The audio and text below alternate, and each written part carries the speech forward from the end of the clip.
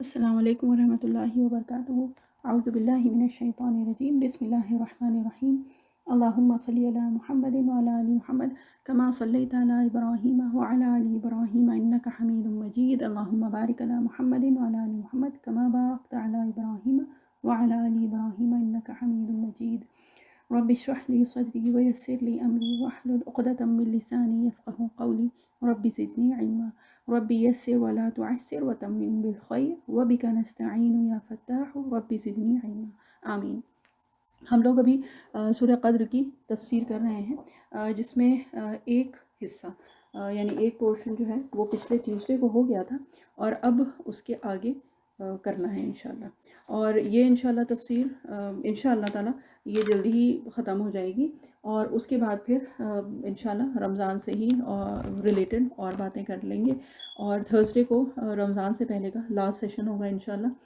اور یہ کہ پھر پورے رمضان یہ سیشنز تو انشاءاللہ نہیں ہوں گے،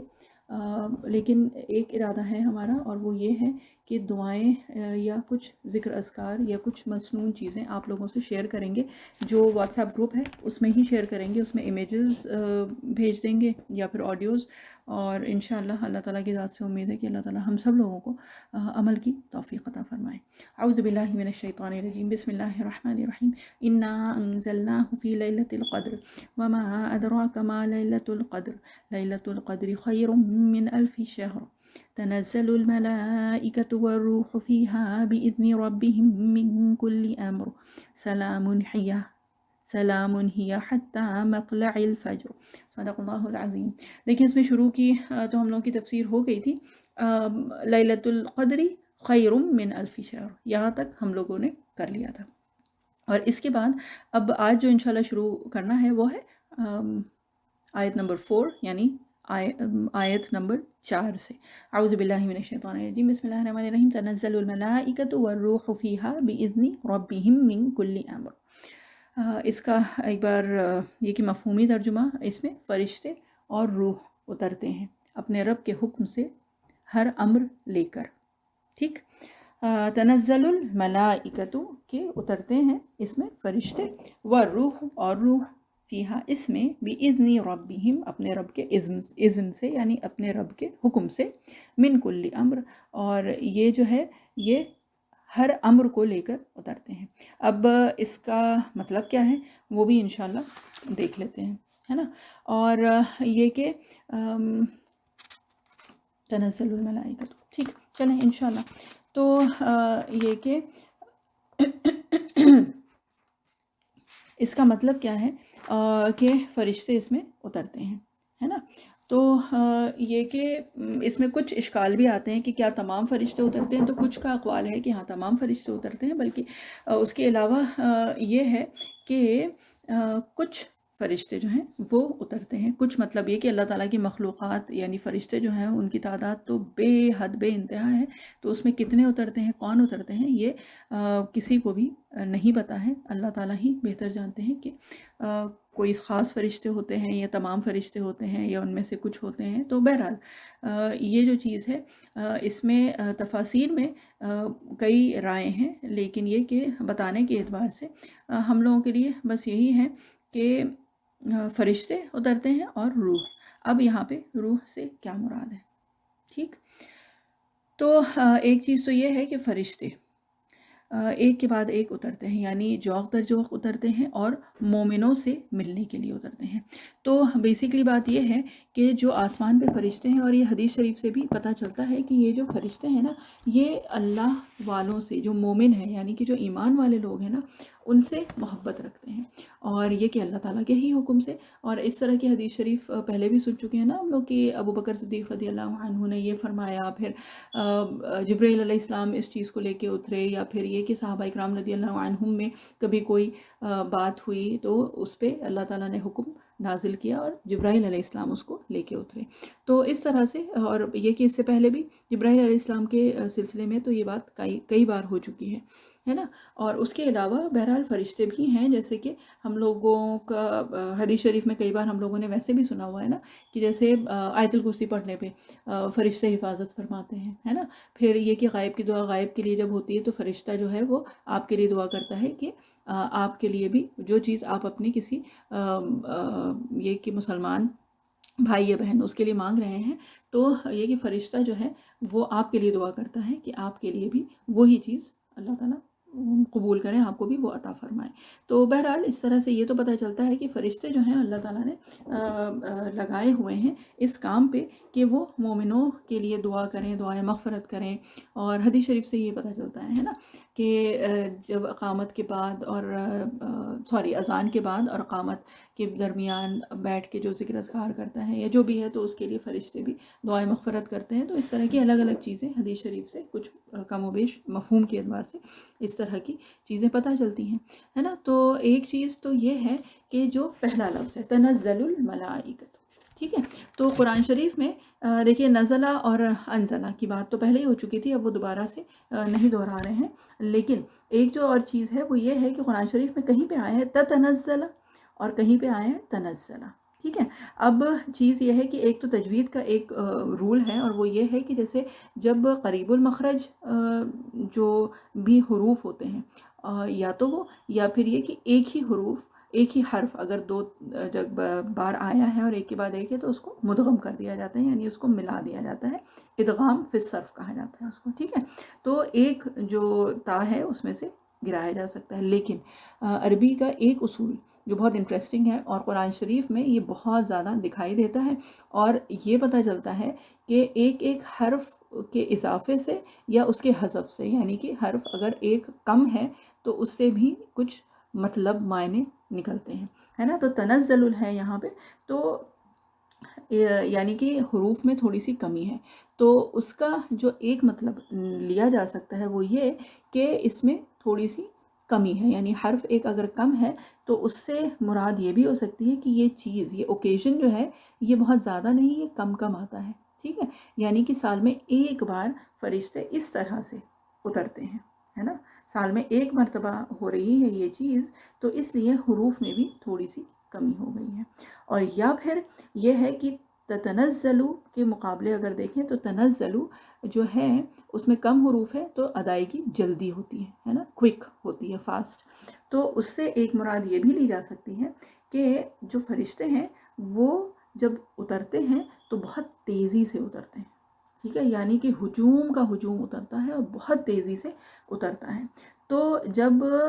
یہ کہ حرف ایک کم ہو رہا ہے تو اس سے بھی ایک جو چیز ہے کہ ادائیگی میں بھی جلدی ہو جاتی ہے نا. تو ایک مراد یہ لی گئی ہے کہ اس لفظ سے ہی یہ پتہ چل رہا ہے کہ ایک تیزی کے ساتھ فرشتے اتر رہے ہیں زمین پہ اس رات، ٹھیک ہے. تنزل الملائکۃ والروح، اب یہاں پہ روح سے کیا مراد ہے؟ تو روح سے جو اکثر کی جو رائے ہے، یعنی جمہور کی رائے یہ ہے کہ روح سے مراد یہاں پہ جبریل علیہ السلام ہے، ٹھیک ہے. اچھا، اب ایک چیز اور جو بتانے والی ہے وہ یہ ہے کہ دیکھیے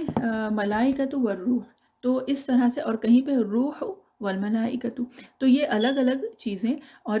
یہ جز امہ میں ہی، یعنی جو ہم لوگ تفاسیر کر رہے ہیں اس میں ہی ہم لوگوں نے دیکھی ہے کہ کئی بار اس طرح کی بات ہوئی ہے کہ کہیں پہ جبرائیل علیہ السلام کا ذکر یعنی روح کا ذکر پہلے ہے اور کہیں پہ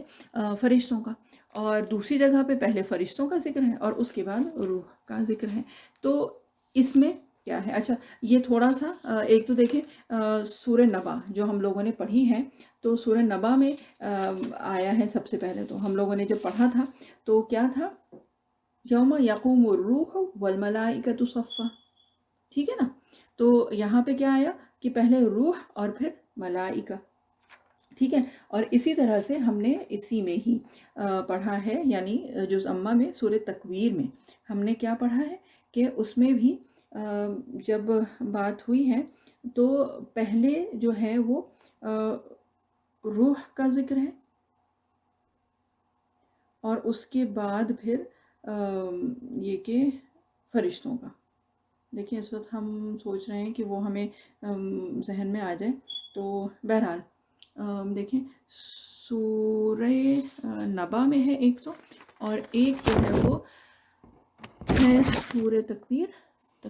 میں کیا ہے کہ چلیں ابھی انشاءاللہ یاد آئے گا تو پھر دیکھتے ہیں کہ وہ کہاں پہ ہے. بہرحال سورہ تکویر میں بھی ہم لوگوں نے جب پڑھا ہے، اس وقت دیکھیں وہ آیت ہی یاد نہیں آ رہی ہے بالکل بھی کہ وہ کہاں پہ تھا. تو بہرحال جب جو کہا گیا ہے، جو تفاسیر میں جو بتائی گئی ہے بات، وہ یہ ہے کہ جب حرکت ہوتی ہے یعنی کہ movement, a lot of movement and action، جب وہ ہوتا ہے تو پھر کیا ہوتا ہے کہ پہلے فرشتوں کا ذکر آتا ہے اور اس کے بعد جبریل علیہ السلام کا ذکر آتا ہے، یعنی پہلے فرشتے یعنی ملائکہ والروح، اس طرح سے. اور جہاں پہ جس کو کہتے ہیں کہ ایک ساکت ہونے کا ذکر آتا ہے کہ کھڑے ہیں یا صف بستہ ہو کے کھڑے ہیں یا اس طرح کا جب ذکر آتا ہے تو پھر پہلے جبریل علیہ السلام کا ذکر ہوتا ہے اور اس کے بعد پھر فرشتوں کا ذکر ہوتا ہے. جیسے کہ یہاں سورہ نبا میں جو ہم لوگوں نے کیا تھا نا کہ جبریل علیہ السلام اور فرشتے کھڑے ہوں گے، یوم یقوم الروح والملائکۃ صفا. تو یہاں پہ کیا ہے کہ خاموش صف بستہ یعنی صف بنا کے کھڑے ہوں گے. تو اس میں کیا ہے،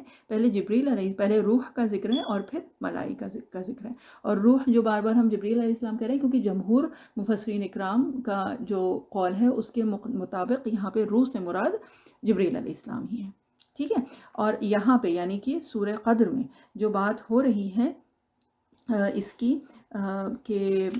تنزل الملائکۃ، تو یہاں پہ کیا ہے، بہت زیادہ حرکت یعنی موومنٹ جب ہوتی ہے، یعنی کہ فرشتے اتر رہے ہیں اور یہ کہ مومنوں کے پاس جا رہے ہیں اور بہرحال زمین میں گھوم رہے ہیں. تو یہ کیونکہ زیادہ موومنٹ جب پتہ چلتا ہے تو وہاں پہ کیا ہوتا ہے، ملائکہ پہلے آتا ہے اور پھر روح آتا ہے. ٹھیک ہے. تو یہ ہو گئی بات. اور اس کے بعد بہرحال چلیں انشاءاللہ ہم تب سے یہ اس چکر میں کہ یہ ہو جائے کہ یہ ہمیں سورہ تکویر کی وہ آیت یاد آ جائے جو کہ اس وقت ہم کو یاد ہی نہیں آ رہی ہے. بہرحال انشاءاللہ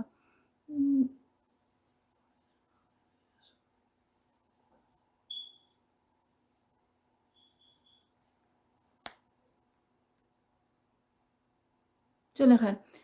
اچھا ہاں دیکھیے وہاں پہ جو بات ہوئی تھی نا جبریل علیہ السلام کی، تو وہ سورہ تکویر میں تو یہ اس حساب سے ہوئی تھی کہ ذی قوت عند ذی العرش مکین ہے نا. تو یہ جبریل علیہ السلام کے سے ریلیٹڈ جو آیات ہیں یہ سورہ تکویر میں یہ والی تھی. تو بہرحال اس کے بعد پھر تنزل الملائکۃ والروح فیہا بإذن ربہم. تو بإذن ربہم یہاں پہ لا کے نا اللہ تعالیٰ نے جس کو کہتے ہیں کہ اور کسی بھی طرح کی جو شرک کی جڑیں ہیں وہ کاٹی ہیں. اور یہ بات پہلے بھی ہو چکی ہے. وہ یہ کہ دیکھیں جو شرک والے جو مشرک ہوتے ہیں یعنی اللہ تعالیٰ کے ساتھ جب شریک کیا جاتا ہے تو سب سے پہلے جو چیز انسان شریک کرتا ہے نا وہ فرشتوں کو، ایک ٹینڈنسی اس لیے کہ بیسیکلی کوئی بہت قوی، کوئی بہت طاقتور چیز، اور یہ کہ اگر ہمارے ذہن میں آ جائے تو کیا ہوتا ہے کہ ہاں اس کے پاس یہ طاقت ہے. تو یہاں پہ اللہ تعالیٰ یہ فرما رہے ہیں کہ یہ فرشتے جو بہت زیادہ طاقتور ظاہر ہوتے ہیں، نظر آتے ہیں یا سمجھ میں آتے ہیں، تو اصل میں یہ کیا ہے، یہ بھی اپنے رب کے فرمانبردار ہیں. یعنی کہ اللہ تعالیٰ کا حکم ہی ہے جو چلتا ہے. اس کے علاوہ فرشتوں کو خود کوئی بھی اختیار حاصل نہیں ہے. وہ جو کچھ بھی کرتے ہیں اپنے رب کے اذن سے کرتے ہیں. ٹھیک ہے. تو کیا ہے کہ یہاں پہ اللہ تعالیٰ نے جب اس طرح کی بات کی ہے نا فرشتوں سے کے سلسلے میں یا ان سے ریلیٹڈ، تو اس کے ساتھ اللہ تعالیٰ نے کیا فرمایا، بِإِذْنِ رَبِّهِمْ. ٹھیک ہے. یعنی کہ اپنے رب کے اذن سے یہ کام سب ہو رہا ہے. وہ اپنی مرضی سے، اپنے اختیار سے وہ خود کچھ بھی نہیں کر سکتے ہیں. ٹھیک ہے. اور وہ کرتے وہی ہیں جس کا ان کو حکم دیا جاتا ہے. یعنی فیصلہ کرنے والی ذات جو ہے، حکم دینے والی ذات جو ہے وہ رب ہی ہے. ٹھیک ہے. تو تنزل الملائکۃ والروح فیہا بإذن ربہم من کل امر. اب من کل امر سے مراد کیا ہے کہ دیکھیں الگ الگ اقوال ہیں، اور اس میں ایک جو ہے وہ کیا ہے کہ ہر چیز کا جو فیصلہ ہے وہ جیسے سال بھر کا جو اس رمضان سے اگلے رمضان تک کا تو وہ ہو جاتا ہے، اور وہ فیصلے وہ امر لے کے یہ فرشتے اترتے ہیں، یعنی یہ وہ فیصلے وہ امر جو ہیں وہ ان فرشتوں کے حوالے کر دیے جاتے ہیں، اور یہ کہ فرشتے اترتے ہیں، ٹھیک ہے۔ اور اس کے علاوہ جو ایک بات ہے وہ یہ بھی ہے کہ جو فیصلے ہیں ایک سال بھر کے تو وہ لوح محفوظ سے آسمان دنیا میں اس رات کو بھیج دیے جاتے ہیں، ٹھیک ہے۔ اب کیا ہے کہ بیسکلی من کلی امر سے مراد کیا ہے کہ ہر طرح کی جو بھی حکم ہوتے ہیں، جو بھی چیزیں ہوتی ہیں، امر وہ سب یہ فرشتے لے کے نکلتے ہیں، ٹھیک ہے۔ اور یہ جو حکم ہے یہ پھر سے ایک بار دہرانے کی ضرورت ہے شاید کہ یہ حکم جو ہے وہ اللہ تعالیٰ کی طرف سے ہے، اور یہ اللہ تعالیٰ خود بار بار کلیریفائی کر رہے ہیں، ہے نا۔ اور اس کے بعد کیا ہے، سلام ہی حتی مطلع الفجر۔ تو اب یہ سلام بیچ میں جو ہے نا، یہ جو پچھلی آیت ہے اس کا بھی پارٹ ہو سکتی ہے یہ لفظ سلام، ٹھیک ہے۔ تو اس حساب سے کیا ہوگا کہ یہ جو آخری آیت ہے وہ کس طرح سے پڑھی جائے گی، پھر وہ ایسے ہوگی کہ تنزل الملائکۃ والروح فیہا بإذن ربہم من کل امر سلام، ٹھیک ہے۔ تو ایک تو اس طرح سے پڑھی جا سکتی ہے، اور دوسرا جو ہے طریقہ وہ یہ بھی ہو سکتا ہے کہ یہ سلام جو ہے یہ آخری آیت کا حصہ ہے، یعنی سلام ہی حتی مطلع الفجر۔ تو یہ دونوں طرح سے یہ پڑھا جا سکتا ہے، یعنی ایک ہوگا تنزل الملائکۃ والروح فیہا بإذن ربہم من کل امر سلام ہی حتی مطلع الفجر، یہ اس طرح سے بھی پڑھی جا سکتی ہے یہ صورت۔ تو بہرحال اگر سلام جو ہے اگر پچھلی آیت کا حصہ لیا جائے تو کیا ہوگا کہ جو من کل امر جو ہے نا، جو اللہ تعالیٰ کا جو بھی امر ہے تو وہ کیا ہے کہ وہ اس رات سلامتی ہی سلامتی ہے، ٹھیک ہے۔ تو یعنی کہ اس سے کیا پتہ چلا کہ اللہ تعالیٰ اس دن خیر ہی خیر کا فیصلہ کرتے ہیں، یعنی سلامتی سلامتی ہی اس دن اللہ تعالیٰ اس رات میں بھیجتے ہیں، ٹھیک۔ اور اگر یہ سلام جو ہے یہ آخری آیت کا حصہ مانا جائے تو اس کا ترجمہ پھر کس طرح سے ہوگا، جیسے ہم لوگوں نے کیا تھا کہ اور سراپا سلام ہے وہ صبح روشن ہونے تک رہتی ہے، ٹھیک ہے۔ یعنی کہ سلامتی جو ہے یہ رات جو ہے یہ سلامتی والی رات ہے، اور یہ کہ یہ رات یا یہ سلامتی جو ہے یہ فجر تک رہتی ہے، یعنی طلوع فجر تک یہ رہتی ہے، ٹھیک ہے۔ اب یہ تو ہو گیا یہ کہ ایک مفہومی ترجمہ اور یہ ساری چیزیں، اور مور اور لیس تفسیر جو ہے وہ بھی ختم ہو گئی۔ اب اس میں کچھ چیزیں ہیں جو ہم کو تھا کہ یہ شاید پہلے بھی اگر ہو چکی ہے تو ان کو دہرا لیا جائے۔ ایک تو یہ ہے کہ شب قدر جو ہے یعنی لیلۃ القدر جو ہے یہ امت محمدیہ کے لیے مخصوص ہے، یعنی کہ اس سے پہلے والی امتوں کو یہ رات اس طرح سے میسر نہیں ہوئی تھی، ٹھیک ہے۔ اب اس کے علاوہ ایک اور چیز جو ہے جو ہم اس وقت بتانا بھول گئے تھے وہ یہ ہے کہ دیکھیں صحیفے جو اس سے پہلے بھی آ چکے ہیں وہ بھی رمضان میں ہی نازل ہوئے تھے، ٹھیک ہے۔ حضرت ابراہیم علیہ السلام کے جو صحیفے ہیں وہ رمضان میں نازل ہوئے تھے، ٹھیک ہے۔ حضرت داؤد علیہ السلام کی زبور وہ بھی رمضان میں ہی نازل ہوئی تھی۔ پھر حضرت موسیٰ علیہ السلام کو توریت 6 رمضان کو ملی تھی، ٹھیک۔ حضرت عیسیٰ علیہ السلام کو انجیل 12 یا 13 رمضان کو عطا ہوئی تھی، ٹھیک ہے۔ تو حضرت ابراہیم علیہ السلام کے صحیفے جو ہیں وہ 1 یا 3 رمضان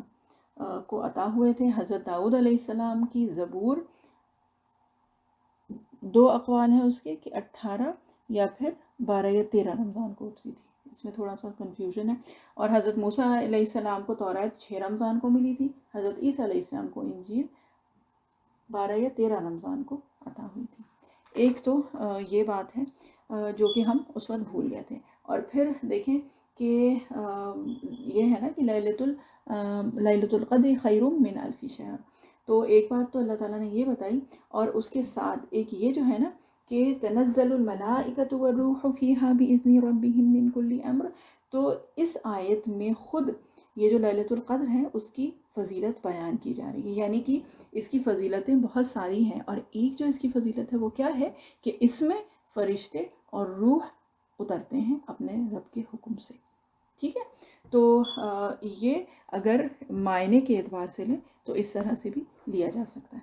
ٹھیک ہے۔ اب یہ ہے کہ 1000 مہینوں کی سے بہتر ہے، تو یہ بات تو پہلے بھی ہو چکی تھی کہ 1000 سے مراد یہاں پہ ایک تعداد حد معین کرنا نہیں ہے، بلکہ یہ بات بتانی ہے، یہ بات کلیریفائی کرنے کی ہے کہ یہ جو ہے یہ اس سے بھی بہتر ہے، یعنی 1000 کی حد نہیں ہے، یہ بے حد بتانے کے لیے ہے کہ خیر من الف شہر، کہ اس سے بھی بہتر ہے، یعنی کہ یہ لامحدود ہے، انفائنائٹ چیز اس سے پتہ چلتی ہے۔ اب روح سے مراد کیا ہے، تو یہ بات یہ کہ چلیے تھوڑے سے اقوال ہم یہاں پہ بتا دیتے ہیں، لیکن یہاں پہ جو جمہور کا جو قول ہے وہ کیا ہے کہ اس سے مراد جبریل علیہ السلام ہی ہیں، ٹھیک ہے۔ لیکن بعض کے مطابق روح سے مراد ایک بہت بڑا فرشتہ ہے، ٹھیک ہے، یا پھر فرشتوں کی ایک خاص جماعت ہے، ایک مخصوص جماعت ہے،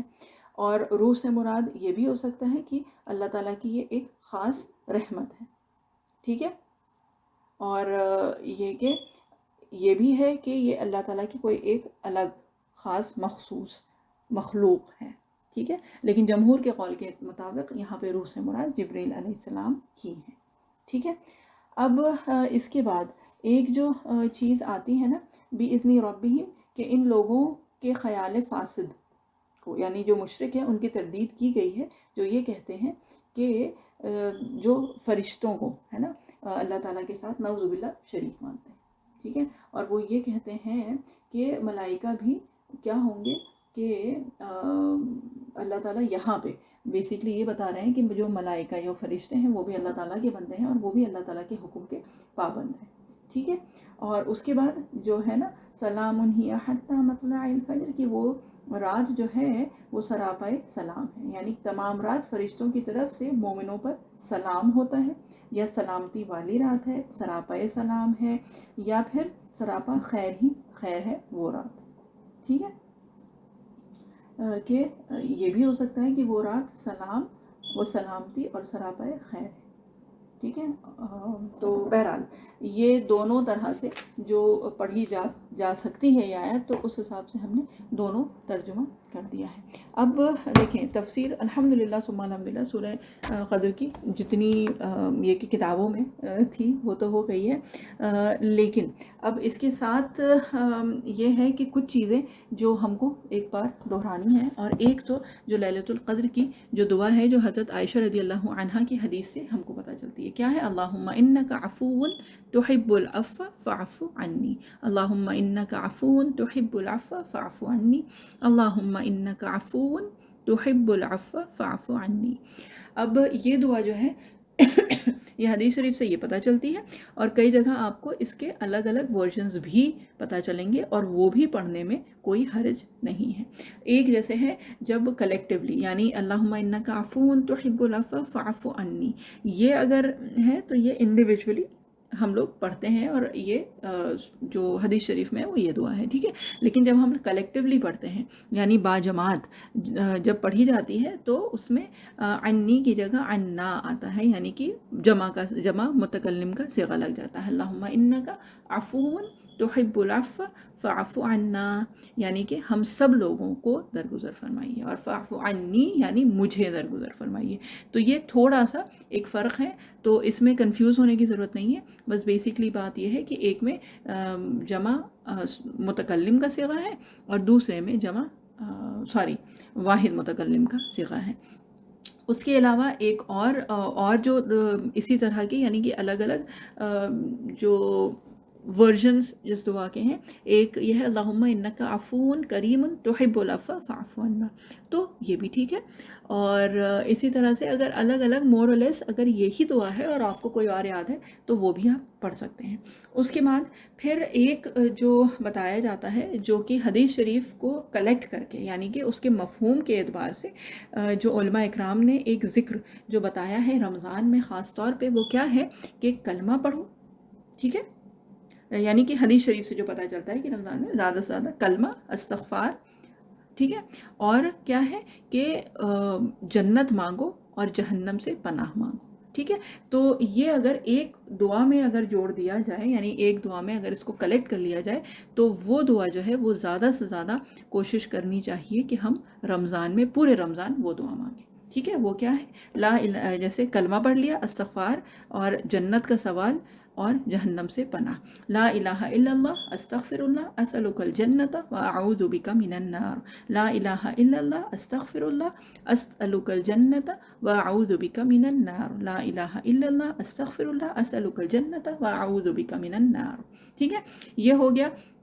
اور اس میں پھر یہ جو ہے یہ واحد متکلم کا ہی صیغہ ہے، یعنی کہ اپنے لیے، کہ لا الہ الا اللہ استغفر اللہ، یعنی میں پناہ مانگتا ہوں یا مانگتی ہوں، اسألک الجنت واعوذ بک من النار، یعنی میں سوال کرتا ہوں یا کرتی ہوں جنت کا، اور میں پناہ چاہتا ہوں یا چاہتی ہوں جہنم سے، ٹھیک ہے، یعنی آگ سے۔ اور اسی کو ہی اگر جمع کے صیغے میں کرنا ہو تو کیا ہوگا؟ الف کو نون سے بدل دیں گے، ٹھیک ہے۔ لا الہ الا اللہ نستغفر اللہ نسألک الجنت ونعوذ بک من النار، لا الہ الا اللہ نستغفر اللہ نسألک الجنت ونعوذ بک من النار، لا الہ الا اللہ نستغفر اللہ نسألک الجنت ونعوذ بک من النار۔ تو اس میں جو واحد متکلم کا صیغہ الف جو تھا اس کو نون سے ہم نے بدل دیا ہے، یعنی کہ جمع متکلم کا صیغہ لے آئے ہیں۔ تو اس سے کیا ہوگا کہ کلمہ ہم نے پہلے پڑھا، اور ہم پناہ مانگتے ہیں، اور ہم جنت کا سوال کرتے ہیں، اور ہم جہنم سے یعنی کہ آگ سے پناہ طلب کرتے ہیں، ٹھیک ہے۔ تو یہ جو ہے یہ کثرت سے کرنے کی ضرورت ہے، اور حدیث شریف کے مفہوم سے یہ بات پتہ چلتی ہے، ٹھیک ہے۔ اس کے علاوہ لیلۃ القدر کی جو دعا ہے وہ کیا ہے؟ اللہم انک عفو تحب العفو فاعف عنا، ٹھیک۔ تو یہ دو ایک تو دعائیں ہیں، اور پھر یہ کہ یہ کثرت سے کرنا چاہیے۔ اس کے علاوہ دیکھیں ویسے بھی ذکر جو ہے وہ کثرت سے کرنے کی ضرورت ہے رمضان میں۔ رمضان جو ہے وہ قرآن کا مہینہ ہے، تو زیادہ سے زیادہ کوشش کریے قرآن کی تلاوت کی، ٹھیک ہے۔ اب اس میں دیکھیں ایک دو چیزیں ہوتی ہیں، وہ کیا ہے؟ ایک تو یہ ہے کہ جیسے تیزی سے قرآن پڑھا، ایک تو تراویح میں پڑھی جاتی ہے، اور یہ ہے کہ ایک دن میں ختم کرنا یا ایک رات میں یا جو بھی ہے 3 رات میں، تو یہ جو ہے یہ کچھ اس طرح سے ہوتا ہے کہ اس میں اکثر تو الفاظ ہی سمجھ میں نہیں آتے ہیں، وہ ہیں تو اصل میں جو ایک مقصد ہے نا وہ کیا ہے؟ ترتیل، یعنی رتل القرآن ترتیلا، ٹھیک ہے۔ تو یہ کہ اور تدبر القرآن، ٹھیک، تو یعنی کہ اس کو ٹھہر کے سمجھ کے، یا اس میں ایٹ لیسٹ جو الفاظ ہیں ہے نا، جو آیات ہیں ان کی ادائیگی صحیح سے ہو، کم سے کم اتنا تو اہتمام ہونا چاہیے۔ تو بات یہ ہے کہ بھئی اللہ تعالیٰ نے جس کو توفیق دی ہے، جو اس طرح سے پڑھ سکتا ہے اور اتنا وقت لگا سکتا ہے، اللہ تعالیٰ نے ان کے وقت میں بھی برکت دی ہے، تو یہ کہ وہ جتنے بھی دفعہ جتنی مرتبہ بھی قرآن شریف ختم کر لیں۔ ہم سب لوگوں کا جس کو کہتے ہیں نا کہ اللہ تعالیٰ نے الگ الگ توفیق دی ہے سب کو، لیکن اصل جو ایک چیز ہے نا وہ یہ ہے کہ اپنا زیادہ سے زیادہ وقت قرآن کے ساتھ گزریں، ٹھیک ہے۔ کسی کی سپیڈ اتنی نہیں ہوتی، اٹک اٹک کے پڑھتا ہے، کوئی بات نہیں، ہم لوگ یہ بھی تو پڑھ چکے ہیں نا کہ جو یہ کہ اچھے سے قرآن پڑھ لے، یعنی اچھی تلاوت اور تجوید ہو اور آسانی، وہ تو وہ کس کے ساتھ ہے؟ وہ جو معزز جو فرشتے ہیں نا ان کے ساتھ ہے، اور جو اٹک اٹک کے پڑھے، ٹھیک ہے، یعنی جس کو مشکل ہو قرآن پڑھنے میں تو اس کو دوہرا اجر ہے، ٹھیک ہے۔ تو ضروری نہیں ہے کہ ہم جو بھی ہے 2 3 4 5 قرآن شریف ختم کریں، جتنی استطاعت ہے آپ کی اتنی کریے، زیادہ سے زیادہ کوشش کریے، ٹھیک ہے۔ یعنی کہ بیسکلی اگر کسی کی سپیڈ کم ہے تو اس میں مت پریشان ہوئیے کہ بھئی زیادہ نہیں ہو پا رہا ہے، اور ان کا فلاں کا تو ہو بھی گیا اور میرے تو 2 ہی جز ہو پائے، یعنی 2 ہی پارے ہوئے، کوئی بات نہیں۔ اگر آپ کا وقت گزر رہا ہے قرآن کے ساتھ، آپ کوشش کر رہے ہیں، آپ اٹک کے پڑھ رہے ہیں، آپ کوشش کر رہے ہیں کہ ٹھیک سے پڑھیں اور اس میں وقت آپ کا لگ رہا ہے، تو کوئی بات نہیں، وقت تو قرآن کے ساتھ گزر رہا ہے نا۔ مین جو چیز ہے وہ یہ ہے کہ آپ کا وقت زیادہ سے زیادہ قرآن کے ساتھ گزرے، اور نارمل جو ہے اس سے زیادہ اور زیادہ کی کوشش کرنی ہے، یعنی جد و جہد کرنی ہے، مشقت کرنی ہے، مجاہدہ کرنا ہے، اپنے اوپر اپنے آپ سے مجاہدہ کرنا ہے، ٹھیک ہے. اور جیسے کہ پچھلی بار بات ہوئی تھی نا، یہ نفس جو ہے اس سے مجاہدہ کرنا ہے، ٹھیک ہے. جہاد فی النفس یعنی اپنے اوپر جبر کرنا ہے، اپنے اوپر محنت کرنی ہے اور کوشش کرنی ہے اس رمضان میں زیادہ سے زیادہ قرآن شریف کے ساتھ ہمارا وقت گزرے اس کی، ٹھیک ہے. اور اس کے ساتھ ایک جو بہت پیاری چیز ہے وہ یہی ہے کہ اللہ تعالیٰ جو ہے وہ کوانٹٹی نہیں کوالٹی دیکھتے ہیں، ٹھیک ہے. تو وہ کوالٹی جو ہے وہ آئے گی جو اپنی مشقت کرتے ہیں، جو کچھ بھی چیزیں کر رہے ہیں نا اس سے، اور جتنا بھی اٹک اٹک کے پڑھ رہے ہیں، مشکل سے پڑھ رہے ہیں، اس چیز کا افسوس ہے، اس چیز کا غم ہے، تو اللہ تعالیٰ تو بہت قدیر ہے نا، اللہ تعالیٰ تو شکور ہیں، یعنی کہ اللہ تعالیٰ قدر کرنے والے ہیں، اور اللہ تعالیٰ بے حد بے انتہا عطا کرنے والے ہیں. اور دیکھیں اب قرآن شریف کی جب بات ہوئی ہے تو ایک چیز تو یہ کہ قرآن شریف بہرحال آپ پورے وقت تو نہیں پڑھ سکتے ہیں، مطلب ہم یہ اپنے لوگوں کی یعنی کہ جو خواتین ہیں ان کی بات کر رہے ہیں، اور خیر ایون مرد بھی پورے وقت تو نہیں پڑھ سکتے، کیونکہ اپنا اپنا جو بھی اللہ تعالیٰ نے اور بھی چیزیں جو فرض کی ہیں وہ بھی کرنا ہے نا. تو یہ کہ قرآن شریف بہرحال آپ بیٹھ کے پڑھیں گے تو پورے وقت تو وہ کام نہیں ہو سکتا ہے، اور بھی افطار بنانا ہے، سحری ہے، اس کے علاوہ جو پورے روزمرہ کے کام ہیں وہ سب ہے. تو اس وقت کے لیے یا تو یہ ہے کہ جو بھی آپ کو صورتیں ہیں، جو بھی آپ کو حفظ ہیں وہ کریں، حفظ کی زیادہ سے زیادہ کوشش کریں. اور اگر وہ سب کچھ بھی نہیں ہو رہا ہے اور آپ بہرحال جس بھی وجہ سے تلاوت نہیں کر سکتے ہیں، تو اس میں بھی کوئی حرج نہیں ہے. جتنے بھی ذکر تسبیحات جو یاد ہیں، جو آتے ہیں، جو نہیں یاد ہیں، جو نہیں آتے ہیں، وہ یاد کرنے کی کوشش کریں. اور چلتے پھرتے افطار بناتے وقت، کھانا بناتے وقت، سحری کے لیے وقت میں، اور جو بھی روزمرہ کے کام ہے وہ کرنے میں اپنا ذکر جو ہے وہ جاری رکھیں، ٹھیک ہے. اب اس میں بات وہی ہے کہ کس کو اللہ تعالیٰ کتنی توفیق دیتے ہیں. کچھ لوگ ہوتے ہیں جو بڑے ذاکر ہوتے ہیں تو زبان پہ بہت آسانی سے ذکر ہوتا رہتا ہے، اور کچھ ہم جیسے لوگ ہیں کہ وہ ابھی شروع کیا اور تھوڑی دیر بعد پھر بہت دیر بعد احساس ہوتا ہے کہ ارے کب بند ہو گیا پتہ ہی نہیں چلا، ہے نا. تو یہ کہ اپنا اپنا ٹارگٹ سیٹ کر لیجئے کہ اتنی تسبیحات کرنی ہی ہیں، یا پھر اس طرح سے نا کہ یہ آج پڑھنا ہے ہر حال میں. تو یہ کہ اس میں پھر اپنے آپ ظاہر سی بات ہے تھوڑا سا دھیان لگا کے اور وہ چیز کرنا ہے. اب اس میں جب آپ تلاوت نہیں کر سکتے ہیں تو آپ کیا کیا کر سکتے ہیں؟ سبحان اللہ، الحمدللہ، اللہ اکبر، لا الہ الا اللہ، استغفر اللہ. یہ ہم شارٹ کر کے بتا رہے ہیں، یہ تو پورا تو ویسے بھی آپ لوگ کو کر سکتے ہیں. پھر درود شریف ہے، ٹھیک ہے. اور اس کے علاوہ یہی جو ابھی بتایا، لا الہ الا اللہ، استغفر اللہ، اسألک الجنۃ واعوذ بک من النار، ٹھیک ہے. اب اس کے بھی آپ کو الگ الگ ورژنز مل سکتے ہیں، تو اس میں پریشان ہونے کی ضرورت نہیں ہے. یہ سارے ورژنز میں جو بھی آپ کو یاد ہو یا جو بھی آسان لگے آپ وہ پڑھ لیجئے. ایک اور جو ہے وہ اس طرح سے بھی، لا الہ الا اللہ، استغفر اللہ، اسألک الجنۃ الفردوس واعوذ بک من النار، ٹھیک ہے. کہ یہ اس حدیث شریف کے مفہوم کے اعتبار سے ہے کہ نبی کریم صلی اللہ علیہ وسلم نے فرمایا کہ جب مانگو تو جنت الفردوس مانگو، ٹھیک ہے. یعنی ہم کو تعلیم جب آپ صلی اللہ علیہ وسلم نے دی تو کیا دی کہ you should aim for the best, ہے نا. تو پتہ نہیں کیوں دین میں آ کے اور somehow وہ ہو کے کہ ہم لوگ چھوٹی چھوٹی چیزوں پہ کمپرومائز کرتے ہیں اور وہ کرتے ہیں، ہے نا. لیکن اگر نبی کریم صلی اللہ علیہ وسلم کی حدیث مبارکہ دیکھیں تو آپ صلی اللہ علیہ وسلم نے ہمیں سکھایا کیا ہے کہ aim for the highest, aim for the best, کہ جب مانگو تو جنت الفردوس مانگو، یعنی فردوس مانگنے کی تعلیم دی ہے نبی کریم صلی اللہ علیہ وسلم نے. تو اگر اس مفہوم کے اعتبار سے دیکھیں تو یہ جو ذکر ہے یہ کیا ہو جائے گا؟ لا الہ الا اللہ، نستغفر اللہ، نسألک الجنۃ الفردوس ونعوذ بک من النار. تو یہ زیادہ سے زیادہ کہیں، اور یہ کسی وقت بھی یہ ذکر پڑھا جا سکتا ہے، یہ ذکر کیا جا سکتا ہے نا. اور اس کے علاوہ زیادہ سے زیادہ جو اہتمام کرنا ہے کہ جو سنتیں ہیں جو اکثر ہم ویسے سال بھر نہیں کر پاتے ہیں وہ لانے کی کوشش کریں. اس میں ایک جو بہت بہترین چیز ہے وہ یہ ہے کہ مسواک اپنی روز مرہ کے معمول میں لے آئیں. اور یہ کہ ایک جو اور ضروری چیز ہے یعنی ایک اور جو بہت ضروری چیز ہے وہ کیا ہے، وہ یہ ہے کہ دیکھیں عبادات اور جو بھی ہیں چیزیں جتنی بھی اللہ تعالیٰ توفیق دیں، اللہ تعالیٰ ہم سب لوگوں کو عافیت کے ساتھ وہ سب کچھ کروائیں. جو بہت ضروری ایک چیز ہے وہ یہ ہے کہ گناہ سے بچنے کا اہتمام کرنا بہت ضروری ہے. گناہ کی دیکھیں ہر چیز کی تاثیر ہوتی ہے، ہر چیز اپنا اثر رکھتی ہے نا، اور یہ چیز ہم لوگ تفسیر میں بھی کئی مرتبہ الگ الگ چیزوں میں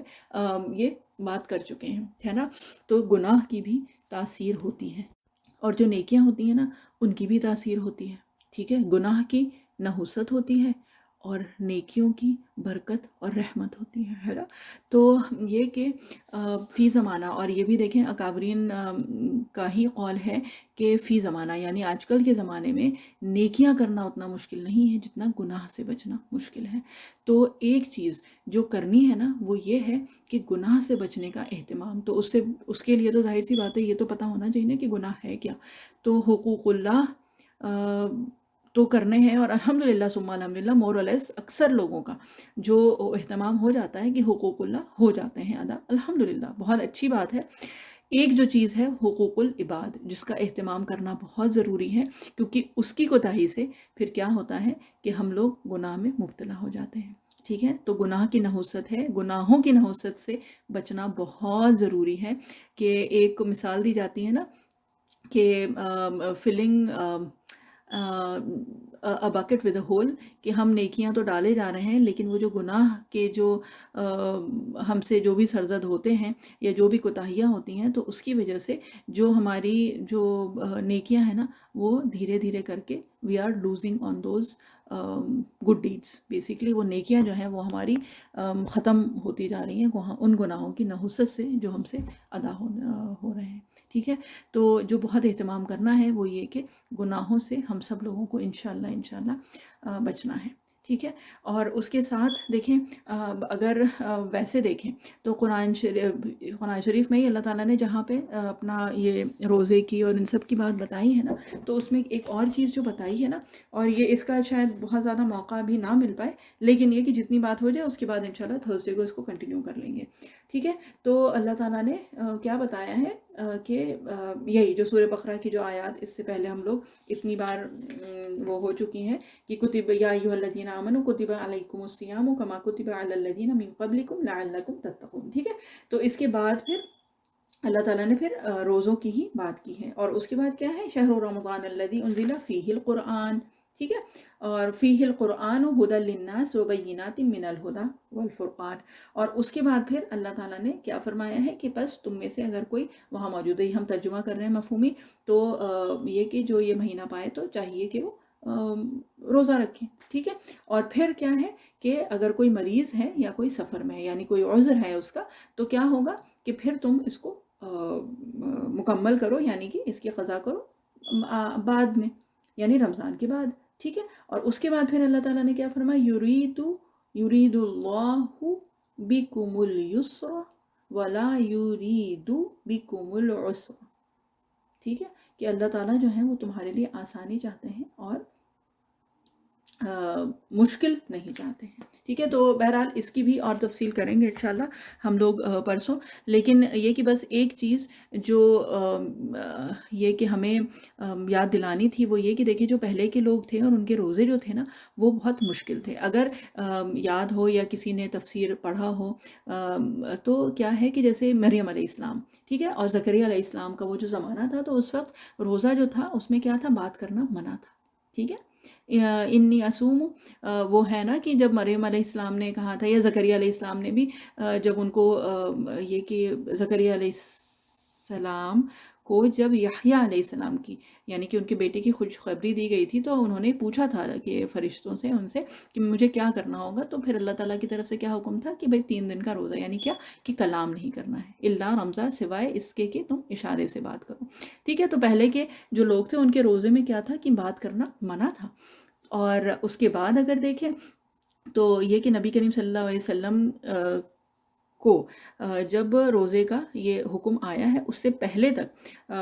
کیا تھا کہ اس سے پہلے بھی روزے رکھے جاتے تھے، اور یہ کہ پھر جیسے جیسے صحابہ اکرام رضی اللہ عنہم کو الگ الگ جو بھی مسائل پیش آئے تو پھر روزے کے اور احکام آئے، اور اس میں کلیریفائی کیا گیا کہ بھئی کب سے کب تک کا روزہ ہے، ٹھیک ہے۔ تو جب تک یہ حکم آئے تھے، جب تک یہ احکام آئے تھے، اس سے پہلے کیا تھا کہ اگر سو گئے تو پھر اگر سو گئے تو پھر آپ کا نیا روزہ شروع۔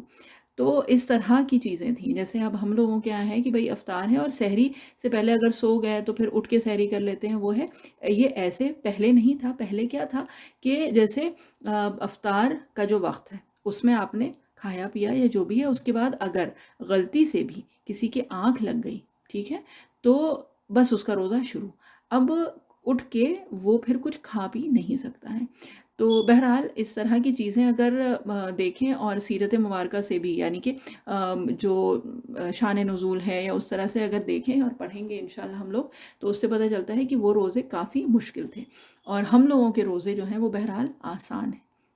ان دا سینس کہ روزوں میں بات کر سکتے ہیں، اور ہم لوگوں کی تو گھر کوئی حد ہی نہیں ہوتی ہے بات کرنے کی، کیونکہ کھانا پکانا نہیں ہے، وہ سب نہیں ہے، تو پھر لمبا لمبا وقفہ ہوتا ہے، اور اس میں پھر یہ ہوتا ہے کہ چلو اس سے ملاقات کر لیں، اس سے کر لیں، چلو یہ بات ہو جائے، وہ بات ہو جائے، اور ان باتوں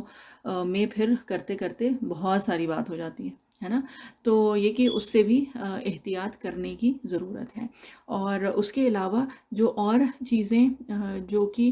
بتانے والی ہیں بیسیکلی، وہ کیا ہے کہ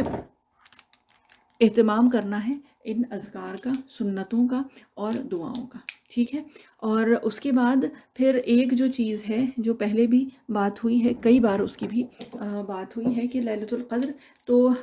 اس کی بات الحمدللہ اللہ تعالیٰ نے کروا دی۔ ایک اور جو چیز ہے، کیونکہ رمضان میں اتنا زیادہ اب ہم لوگوں کو بھی موقع نہیں ملے گا کہ ہم آپ لوگوں کو اور بھی چیزیں بتائیں، تو ایک چیز یہاں پہ بتا دیں کہ جو ہم لوگوں کے رمضان کی پوری جو اسپرٹ ہوتی ہے، اور وہ ہوتی ہے الحمدللہ ثم الحمدللہ، وہ ایک ہوتا ہے کہ بس عید کا چاند دکھا اور وہ سب چیزیں جو ہیں وہ واقعی پتہ چل جاتا ہے کہ شیطان جو ہے وہ چھوٹ گیا ہے نا۔ تو عید کی چاند کی رات، جس کو ہم چاند رات کہتے ہیں، تو اس دن ہم سب لوگوں کے یہاں بہرحال بہت زیادہ مصروفیت عید کی تیاری، اور وہ سب چیزیں بالکل جائز ہیں، اس میں کوئی غلط بات نہیں ہے۔ بس ایک چیز جو یاد رکھنے والی ہے وہ یہ ہے کہ یہ جو چاند رات ہے نا، اس کو لیلۃ الجائزہ کہا گیا ہے، ٹھیک ہے۔ یعنی کہ یہ وہ رات ہے جس دن اللہ تعالیٰ جزا دیتے ہیں، ٹھیک ہے، یعنی کہ بدلہ دیتے ہیں۔ وہ رمضان بھر جو لوگوں نے عبادات کی ہیں، جو اپنے آپ کو روکا ہے کھانے پینے سے، ہر چیز سے، اپنی یہ کہ اتنی مشقت اٹھائی ہے اور اتنا صبر کیا ہے، برداشت کیا ہے، عبادت کی ہے، دعائیں کی ہیں، تو ان سب کا بدلہ اللہ تعالیٰ دیتے ہیں اس چاند رات کو۔ تو اس چاند رات کو لیلۃ الجائزہ کہا جا گیا ہے۔ اس دن برکتیں اللہ تعالیٰ کی اس دن بھی نازل ہوتی ہیں۔ اللہ تعالیٰ اس دن کی، اس رات کی، چاند رات جو ہے اس کی دعائیں بہت قبول کرتے ہیں۔ تو یہ کہ جو جتنی بھی ہم لوگوں کی مصروفیت ہے نا، تو اس میں ایک جو چیز یاد رکھنے والی ہے کہ دیکھیں، ویسے تراویح کی عادت تو رہتی ہی ہے نا، رمضان بھر تراویح کی اور زیادہ نمازوں کی عادت رہتی ہے، تو اگر تھوڑی سی بھی ایکسٹرا نوافل اگر ہم پڑھ لیں گے تو بہت زیادہ بوجھ نہیں لگے گا انشاءاللہ، ہے نا۔ بوجھ تو ویسے بھی نہیں لگنا چاہیے، لیکن بہرحال اپنی مصروفیت کی وجہ سے لگتا ہے کہ نہیں، وقت نہیں ہے اور نہیں کچھ بھی ہو پا رہا ہے، تو کیونکہ ابھی نئی نئی ایک اسپرٹ بنی ہوئی ہے، ایک عادت بنی ہوئی ہے نا عبادات کی اور نوافل کی، تو اہتمام کرنا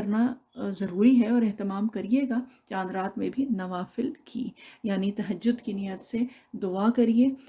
پہلے تو یہ کہ نوافل یعنی دو دو کر کے نفل پڑھ لیں، اور یہ کہ دعا کریں کہ اللہ تعالیٰ نے جتنی بھی توفیق عطا فرمائی ہے، اللہ تعالیٰ اس کو قبول کریں، ٹھیک ہے۔ تو یہ کہ لیلۃ الجائزہ یعنی جو چاند رات ہے اس کا اہتمام کرنے کی بھی بہت ضرورت ہے۔ اس میں بھی عبادات اور دعائیں بہت قبول ہوتی ہیں، فرشتے ہوتے ہیں، اللہ تعالیٰ کی برکتیں اور رحمتیں اس دن بھی، اس رات بھی نازل ہوتی ہیں۔ تو ایسا نہ ہو کہ اپنی غفلت کی وجہ سے یا لا علمی کی وجہ سے، کہ ہم کو پتہ ہی نہیں ہے، ہم کو علم نہیں ہے، تو اس لیے وہ رات جو ہے وہ ہمارے ہاتھ سے نہ نکل جائے، ہے نا۔ اور کیونکہ ایک دم نئی نئی عادت بنی ہوتی ہے اور ایک ایکسائٹمنٹ رہتی ہے، تو اس کی وجہ سے اس رات کی عبادت جو ہے وہ اتنی زیادہ مشکل نہیں ہوگی، آسان ہو جائے گی انشاءاللہ۔ اور اس کے ساتھ دیکھیں، جو ایک رمضان کی ایک بہت بڑی فضیلت جو ایک حدیث شریف سے پتہ چلتی ہے، اور مفہومی ہم بتا رہے ہیں، وہ کچھ اس طرح سے ہے کہ دو صحابی تھے، ٹھیک ہے، اور جو مورولس ساتھ ساتھ ہی رہتے تھے، اور یہ کہ ساتھ میں جیسے غزوات میں بھی انہوں نے شرکت کی، اور جو بھی عبادات تھی مورولس جیسے ایک ساتھ رہتا ہے نا، تو یہ کہ اعمال کے اعتبار سے بھی دونوں کے سملر اعمال تھے، ٹھیک ہے۔ اس کے بعد پھر کیا ہوا کہ ان دونوں میں سے ایک جو ہے وہ کسی غزوے میں شہید ہو گئے، ٹھیک ہے، اور اس کے بعد جو دوسرے صحابی رضی اللہ عنہ تھے وہ اس غزوے میں شہید نہیں ہوئے، بلکہ کیا ہوا کہ 1 سال وہ زندہ رہے، اور اس کے بعد پھر ان کا انتقال ہوا۔ اب جب یہ ہو گیا تو ایک اور صحابی رضی اللہ عنہ ہے، انہوں نے خواب دیکھا۔ اب جب خواب دیکھا تو اس میں کیا ہوا کہ انہوں نے دیکھا کہ جو صحابی بہرحال خواب کچھ اس طرح سے تھا کہ یہ لوگ کھڑے ہیں اور انتظار میں ہیں تو جنت میں دخول کے لیے کیا ہوا کہ پہلے ان صحابی کو بلایا گیا جن کا انتقال بعد میں ہوا تھا، ٹھیک ہے، یعنی کہ 1 سال بعد جن کا انتقال ہوا تھا پہلے ان کو بلایا گیا، پھر جو ہے وہ ان صحابی کو بلایا گیا جو کہ غزوے میں شہید ہوئے تھے، ٹھیک ہے، اور پھر جن صحابی رضی اللہ عنہ نے یہ خواب دیکھا تھا ان کے پاس فرشتہ آیا اور ان سے کہا کہ تمہارا وقت ابھی نہیں ہوا ہے، اور ان کو واپس بھیج دیا گیا۔ اب جب یہ صبح اٹھے تو کیا ہوا کہ ان کو ایک بڑی تشویش ہوئی کہ یہ کیسا خواب تھا، تو بہرحال انہوں نے بتایا کچھ صحابہ اکرام رضی اللہ عنہم کو، اور پھر نبی کریم صلی اللہ علیہ وسلم کے پاس گئے کہ ایسا ایسا میں نے دیکھا ہے، اور ان 2 صحابی جو گزر چکے تھے ان کے بارے میں بھی ذکر کیا کہ ایسا ہے۔ تو پھر بہرحال پھر انہوں نے یعنی جن کا یہ خواب تھا انہوں نے یہ پوچھا کہ ایسا کیوں ہوا کہ جو شہید تھے، ٹھیک ہے، اور غزوے میں جو شہید ہوئے تھے ان کو بعد میں بلایا گیا جنت میں، اور وہ جو دوسرے جو صحابی تھے ان کو پہلے بلا لیا گیا، یعنی کہ پہلے ان کو بلایا گیا جبکہ وہ شہید بھی نہیں ہوئے تھے، اور شہادت کا درجہ تو بہت بلند ہے، بہت بڑا ہے نا۔ تو پھر اس کے جواب میں نبی کریم صلی اللہ علیہ وسلم نے یہ جو فرمایا وہ کچھ اس طرح سے تھا مفہوم اس کا کہ جو صحابی 1 سال بعد جو جو جو انتقال جن کا ہوا تھا 1 سال بعد، تو کیا انہیں 1 سال کی نماز نہیں ملی؟ تو ہاں بالکل، ان کو 1 سال کی ایکسٹرا نماز ان کی ہوئی، اور اس میں کیا ہوا کہ اس 1 سال میں ان کو 1 رمضان بھی ایکسٹرا مل گیا، ٹھیک ہے، تو اس 1 رمضان میں پھر لیلۃ القدر بھی ان کو ملی، ہے نا۔ تو وہ 1 رمضان، وہ 1 لیلۃ القدر اور 1 سال جو ہے وہ ان کے لیے اتنا مفید ہوا کہ ان کے درجات جو ہیں وہ ایک شہادت کے درجے، ایک شہید کے درجے سے بھی زیادہ ہو گئے، کہ ان کا دخول جو ہے یعنی کہ جنت میں داخل وہ ایک شہید سے بھی پہلے ہو گئے، ٹھیک ہے۔ تو اس حدیث شریف سے واقعی ایک کیا بہت ساری چیزیں پتہ چلتی ہیں، اور ایک تو یہ ہے کہ اب اگر فرما برداری میں اور عبادت میں اگر ہم لوگوں کی زندگی گزرے تو ہم لوگوں کی زندگی کا ہر ایک لمحہ، ہر ایک دن، ہر ایک ہفتہ، مہینہ، ہر ایک سال جو ہے وہ کتنا مفید ہو سکتا ہے کہ ایک شہید سے بھی اونچا درجہ اس کو ملا جس کو 1 سال اللہ تعالیٰ نے زیادہ عمر دے دی تھی، زندگی دے دی تھی، ہے نا۔ تو بہرحال ہم سب لوگ دعا بھی کرتے ہیں کہ اللہ تعالیٰ ارذل العمر سے ہم کو بچائیں، یعنی کہ وہ عمر جو کسی کے اوپر محتاجی والی ہو، ہے نا۔ اور یہ کہ بہرحال ایک بڑھاپا جو ہے وہ ہم سب لوگوں کے لیے ایک بڑی ڈرانے والی چیز ہوتی ہے، اللہ تعالیٰ ہم سب لوگوں کی حفاظت کریں۔ اور لمبی عمر کی جب اب تو کوئی دعا بھی دیتا ہے تو ایک بڑی گھبراہٹ ہوتی ہے، کیونکہ فی زمانہ بہرحال ہو بھی گیا ہے کہ جو بزرگ ہیں، جو بڑی عمر والے لوگ ہیں، تو ان کی وہ قدر و منزلت رہ بھی نہیں گئی ہے، اور خود بھی ایک گھبراہٹ اور ایک پریشانی تو ہوتی ہے۔ تو بہرحال ایک سال کی زندگی جو ہے وہ کتنی قیمتی ہے، بلکہ ایک دن، ایک ہفتہ، ایک مہینے کی زندگی اور ایک لمحہ جو گزرا ہے اگر وہ عبادت میں اور ایمان کے ساتھ گزرا ہے تو اس کی کیا قدر و منزلت ہے، وہ اس ایک حدیث شریف کے مفہوم سے ہم لوگوں کو پتہ چل سکتی ہے نا۔ اور بہرحال ایک رمضان جو ہے نا وہ کتنا قیمتی ہے، اور اس نیت سے کریں کہ واقعی ہم لوگوں میں سے کسی کو نہیں پتا کہ یہ ہم لوگوں میں سے کتنوں کا آخری رمضان ہوگا۔ اور ابھی ریسنٹلی 1-2 سال میں تو واقعی اس قدر موتیں بھی ہوئی ہیں، اور وہ ہوا ہے، اور جس کو کہتے ہیں ینگ، یعنی کہ عمر کے حساب سے ایک ہوتا ہے نا کہ ہم لوگوں کو لگتا ہے کہ جن کی عمر ہے یا جو بیمار ہیں، تو ایک ذہن بھی ایک طرح سے تیار ہوتا ہے کہ ہاں بھئی اب ان کی باری ہے۔ لیکن واقعی ان چند سالوں میں یہ بات تو سمجھ میں آ گئی کہ بظاہر ہم لوگوں کو لگتا ہے نا جو کہ ابھی ان کی باری ہے اور ابھی ہماری تو باری آئے گی ہی نہیں، تو اللہ تعالیٰ نے واقعی بہت قریب سے دکھا دیا کہ ہم لوگوں میں سے کسی کو بھی نہیں پتا کہ کب کس کی باری آ جائے گی، اور ہم لوگوں میں سے کسی کو نہیں پتا کہ ہم لوگوں میں سے کتنوں کا یہ آخری رمضان ہوگا۔ تو اللہ تعالیٰ ہم سب لوگوں کو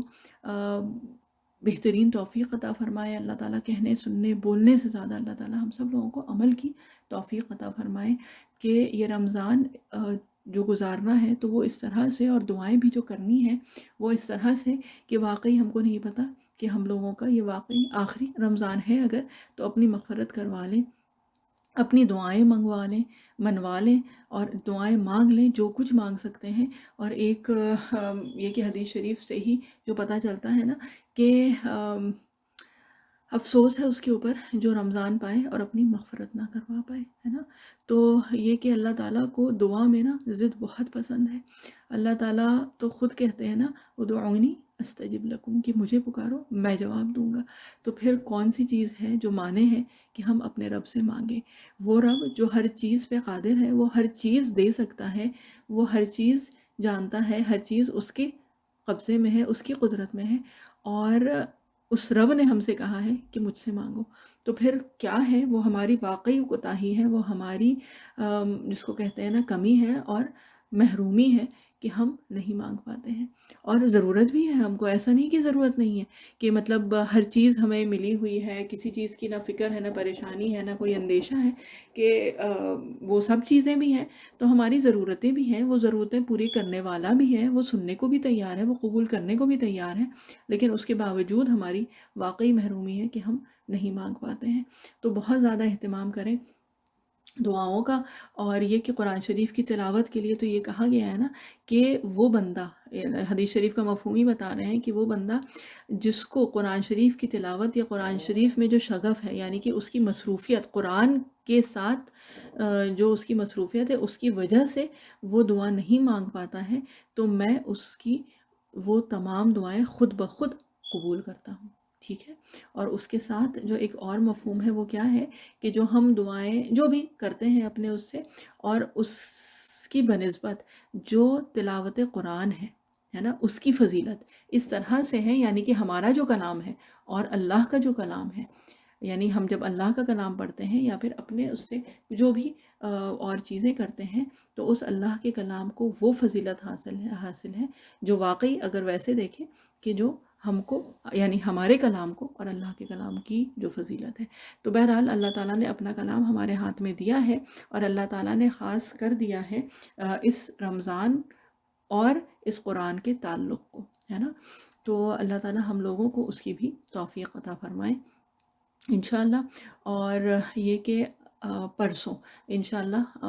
یہ کہ یہ سیشن ہوگا، اس میں یہ ساری دعائیں ایک بار پھر سے ہم دہرا لیں گے، اور کچھ اضافی باتیں انشاءاللہ۔ اور اس کے ساتھ ساتھ بس یہ ہے کہ اس مہینے کو قرآن کا مہینہ بنا دیں اور قرآن سے مزین کریں انشاءاللہ۔ حفظ کا اگر ارادہ ہے، کچھ بھی تھوڑا بہت جتنا بھی حفظ کا مطلب ابھی ہمارا مکمل قرآن کا وہ نہیں ہے، ٹھیک ہے، 1 سورت 2 سورت جز اما، سورہ یاسین، سورہ ملک، کچھ بھی ہے تو اس کو کریں۔ اور جو معمولات والی جو صورتیں ہیں نا وہ کرنے کی کوشش کریے، کہ مثلاً سونے سے پہلے سورہ ملک، یعنی عشاء کے بعد سورہ ملک کا اہتمام ہے نا۔ اور اس کے علاوہ جو ہم لوگ پہلے بھی کئی بار کر چکے ہیں کہ 3 مرتبہ سورہ اخلاص، سورہ فلق، سورہ ناس، پھر آیت الکرسی، ہر نماز کے بعد آیت الکرسی، صبح شام کی آیت الکرسی، پھر اس کے بعد اس کے علاوہ جو ہم لوگوں نے اور بہت ساری صورتوں کی، یعنی مسنون جو صورتیں ہیں ان کی بات کی تھی اور ان کی فضیلت کی بات کی تھی۔ جمعے کو سورہ کہف کا اہتمام، اور یہ کہ وہی ہے کہ اگر صرف شروع کی اور آخر کی 10 آیات پڑھتے تھے تو وہ پوری پڑھنے کی کوشش کریں، جن کو جو پوری پڑھتے تھے تو وہ یہ کوشش کریں کہ بھئی جو 10 آیات جو سنت سے ثابت ہیں کہ جو جس کے سینے میں ہوں گی، اور کہ اس کو حفظ کرنے کی کوشش کریں کہ وہ دجال کے فتنے سے حفاظت کرے گا، ٹھیک ہے۔ اور اس کے علاوہ اور بھی جو بھی مسنون صورتیں، اور سورہ الف لام میم سجدہ جو ہے، جو مسنون ہے یعنی سنت سے ثابت ہے، سونے سے پہلے نبی کریم صلی اللہ علیہ وسلم سورہ سجدہ یعنی الف لام میم سجدہ اور سورہ ملک پڑھ کے ہی سویا کرتے تھے، ہے نا۔ تو اس طرح سے جو بھی مسنون صورتیں ہیں ان کے اہتمام کی کوشش کریں، اور یہ کہ جن کی آلریڈی پابندی یعنی معمول ہے وہ اس سے زیادہ کی کوشش کریں۔ بس بات وہی ہے، یہ کیا ہے کہ وہ فی ذالک فلیتنافس المتنافسون، ہے نا۔ اور فاستبقوا الخیرات کی نیکی کے کاموں میں ایک دوسرے سے سبقت لے جانے کی کوشش کرو۔ تو اللہ تعالی ہم سب لوگوں کا یہ رمضان واقعی وہ رمضان کروا دیں کہ ہم سب لوگوں کی جس میں مغفرت ہو جائے، ہم لوگوں کو لیلۃ القدر نصیب ہو جائے، اور اللہ تعالیٰ یہ کہ ہم سب لوگوں کو خوب دعاؤں کی توفیق عطا فرمائے۔ اور ایک چیز جو ہے وہ یہ ہے کہ جب دعا کریں تو انفرادی سے شروع کریں، یعنی انڈیویجولی اپنے لیے، اور اس سے پہلے بھی یہ بات ہو چکی ہے نا، اپنے لیے، گھر والوں کے لیے، اور کرتے کرتے کرتے کرتے پوری امت کو اس میں شامل کر لیں، جو مرحومین ہیں ان کو، جو موجود ہیں اور جو آنے والے لوگ ہیں ان سب کے لیے دعا کریں، اور خاص طور پہ پوری امت کے لیے اس نیت سے دعا کریں کہ اس وقت بہرحال امت جو ہے پوری کی پوری اس وقت مظلوم ہے، اکثریت جو ہے اس امت کی وہ اس وقت مظلوم ہے، یعنی کہ ان پہ ظلم ہو رہے ہیں، اور وہ ہم سب لوگوں کو کافی تو پتہ ہے، اور کچھ کتنا ہوگا جو کہ پتہ ہی نہیں ہے۔ ایک جو ہے وہ اجتماعی طور پہ، یعنی کہ ایک وہ ظلم ہو رہے ہیں، اور اس کے علاوہ اگر دیکھیں تو انفرادی طور پہ ہم سب لوگوں کو ڈیفینیٹلی کوئی نہ کوئی تو ایٹ لیسٹ پتہ ہی ہوگا کہ جو اپنے اپنے گھروں میں، اپنے گھروں کی چار دیواری میں، چاہے وہ جابس پہ جو بھی ہیں، کسی طرح سے ان کے اوپر بھی ظلم ہو رہا ہے۔ تو ان سب مظلوموں کی بہاف پہ بھی دعا کرنی ہے، سب کے لیے دعا کرنی ہے، اپنی دعاؤں میں پوری امت کو شامل کرنا ہے انشاءاللہ۔ اور دیکھیں ایک چیز جو ہے نا بہت پیاری بات، وہ یہ ہے کہ جب ہم اخلاص کے ساتھ دعا کرتے ہیں نا، تو وہ جو اخلاص ہے وہ اللہ تعالیٰ کو بہت پسند ہے۔ تو یہ کہ اس اخلاص کی بنا پہ اللہ تعالیٰ وہ دعائیں ہماری قبول کر لیں۔ غائب کی دعا غائب کے لیے جو ہوتی ہے وہ اللہ تعالیٰ ضرور قبول کرتے ہیں۔ تو ہم لوگوں کو اللہ تعالیٰ توفیق عطا فرمائے کہ پوری امت، جس میں کتنے اکثریت تو ظاہر سی بات ہے ہمارے لیے غائب ہی ہے، یعنی ہم جانتے ہی نہیں ہیں ان کو، اور نہ وہ ہم کو جانتے ہیں، ہم اس نیت سے دعا کریں، یا اللہ غائب کی دعا آپ غائب کے لیے قبول کرتے ہیں نا، تو ان تمام کے لیے ہماری دعائیں قبول کر لیں، ان کے حق میں کر لیں، جو اس وقت کسی بھی طرح سے انفرادی یا اجتماعی طور پہ ظلم کا شکار ہیں۔ تو یہ کہ اللہ تعالیٰ کے جو وعدے ہیں نا، ان تمام وعدوں کا وسیلہ دے کے، ان کا واسطہ دے کے اللہ تعالیٰ سے دعا کریں کہ جو بھی ہے بس اس بار ہم سب لوگ اس طرح سے دعا کر لیں کہ اللہ تعالیٰ رحم کریں اس امت پہ۔ اور یہ وہ امت ہے کہ جس پہ نبی کریم صلی اللہ علیہ وسلم نے جس کے ایک ایک امتی کے لیے آنسو بہایا ہے، اور اس وقت واقعی بس یہ کہ جب یہ بات ہوتی ہے تو صرف ایک چیز ہی یاد آتی ہے، جو اکابرین ہیں انہی کی کہی ہوئی بات ہے۔ اللہ تعالیٰ اس کی حقیقت ہم سب لوگوں کے دلوں میں اتار دے کہ ایک زمانہ وہ تھا کہ ایک دعا پہ اللہ تعالیٰ ناممکن چیز ممکن کر دیتے تھے، چاہے وہ بی بی ہاجرہ کی بات ہو کہ ان کی بات کئی بار ہو چکی ہے کہ ایک دعا پہ ریگستان میں چشمہ جاری ہو گیا تھا، جو آج تک جاری ہے اور قیامت تک وہ رہے گا، ہے نا۔ اور یہ زمانہ وہ ہے کہ ہم لوگوں کا ایمان کیا ہوگا کہ پوری امت، ہے نا، پوری امت مل کے، چاہے وہ حرم میں ہو، وہ مسجد نبوی میں ہو، وہ بیت اللہ پہ ہو، چاہے وہ اپنے اپنے گھروں میں ہو، وہ تہجد کا وقت ہو، جو بھی ہو، پوری امت مل کے جائز دعا مانگتی ہے نا، اور وہ دعائیں قبول نہیں ہو رہی ہیں۔ اللہ تعالیٰ ہم سب لوگوں کو مستجیب الدعوات بنائے، اللہ تعالیٰ ہم سب لوگوں کو ان میں شامل کریں جن کی دعائیں قبول اللہ تعالیٰ کر دیتے ہیں، اور ہم سب لوگوں کو نہیں تو کسی ایک کو بھی اس میں شامل کر لیں، اور اس کے توسط سے اللہ تعالیٰ ہم سب لوگوں کی جو بھی مشکلات ہیں، جو بھی حاجات ہیں، اللہ تعالیٰ وہ سب ہماری پوری کریں انشاءاللہ۔ اعوذ باللہ من الشیطان الرجیم، بسم اللہ الرحمن الرحیم، سبحان اللہ وبحمدہ، سبحانک اللہم وبحمدک، نشہد ان لا الہ الا انت، نستغفرک ونتوب الیک، سبحان ربک رب العزت عما یصفون، وسلام علی المرسلین، والحمد للہ رب العالمین، برحمتک یا ارحم